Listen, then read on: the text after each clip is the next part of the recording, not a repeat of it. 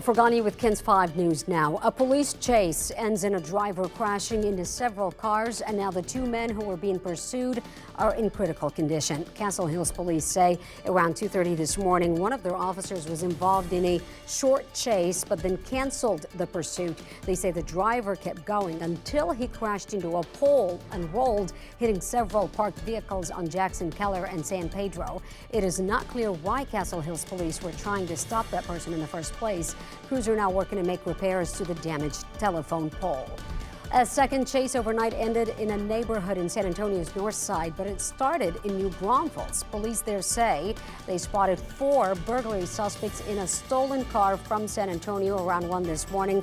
That's when the driver took off. Police followed closely for about 30 miles until the driver crashed into a curb in a neighborhood on Serenade and Patricia Drive in San Antonio around 1:30. The suspects ran off, but canines helped drag down 2 of them. Right now, police are still searching for the other 2 suspects. A man who allegedly threatened to kill the San Antonio police chief is now behind bars. This is Cristobal Ramirez in an old mugshot from an unrelated incident. We're still waiting on a newer picture to get released. An arrest warrant says the 61-year-old left a concerning voicemail on a police officer's phone complaining about Chief William McManus. According to police, part of Ramirez's voicemail said, quote, "I know where McManus feeds them cats. I think I'll blow his head off today. Bye." The chief has been known to feed stray cats frequently in a certain location downtown. Investigators say Ramirez has left voicemails in the past, but nothing threatening like this, so now he's facing a charge of terroristic threat of a peace office. Following the shooting at North Star Mall, police say they're now looking for 3 suspects, not just 2, as initially thought.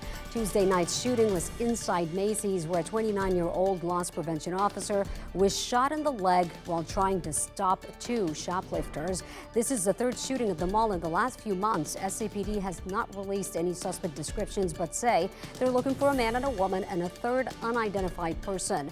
One shopper told KENS 5 she's rethinking where she shops. Definitely can say I have avoided going to the mall. Just to walk in and see more security, I think could definitely help them through the holiday season. The mall's property management released a statement saying, in part, this incident occurred. They are sad this incident occurred on their property, and they're not immune to the increase in property crimes occurring in our community. A ruse to lure good Samaritans. Police say 2 men pretended to have car problems, then robbed a man who tried helping. This was at the Dominion Park Apartments on Fredericksburg Road, October 21st. Police say the victim saw the men and took them some water. When he went back to his apartment, the suspects were at his door with guns pointed at him. A camera outside his apartment caught these pictures. If you know who they are, call Crime Stoppers at 224-STOP. A sweeping bill that bans COVID-19 vaccine mandates in the workplace is on the way to the governor's desk. The bill carries a $50,000 fine for employers who punish workers for refusing to get the shot, and it has no exceptions for doctors' offices, clinics, or other healthcare facilities. The bill will be the strongest ban in the U.S. A resource center for women fleeing domestic violence and trafficking is set to break ground today. These are sketches of the new Family Empowerment Center, part of Magdalena House, which is a neighborhood of transitional homes in San Antonio. The facility will have an expanded space for counseling and programming. Magdalena House is keeping the center's location private due to the nature of their work. A new art installation hopes to spark conversation about gun violence. In Bexar County alone, there have been 2,600 firearm deaths since 2018. You know, no matter what your opinion is on the Second Amendment and gun rights and all of those things, it's really easy to agree that children should be safe in school.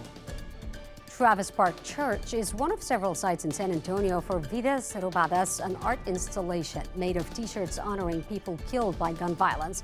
Vidas Robadas means lives robbed. The memorial installation can be seen at churches throughout the city.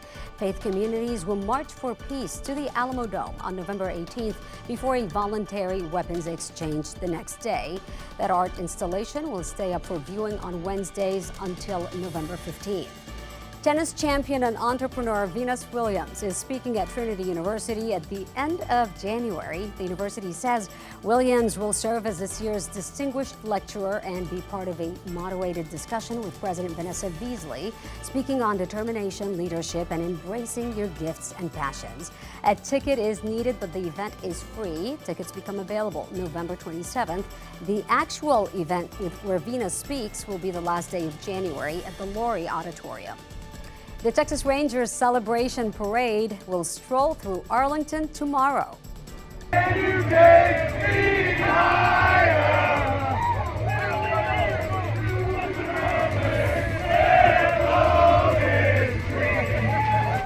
Texas Rangers now World Series champs. For the first time in franchise history, they were singing Creed's "Can You Take Me Higher," something they've done this entire season to band together when things got tough.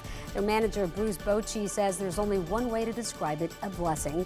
Rangers fans have been waiting 51 years for this.